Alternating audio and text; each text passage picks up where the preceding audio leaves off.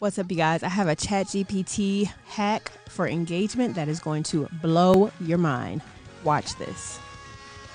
All right, family, in case you didn't know, there is a Chrome extension called UseGPT.ai. You want to add that into your Google Chrome account, and what it's going to allow you to do is comment much faster on all of your social media posts. This is how you do it.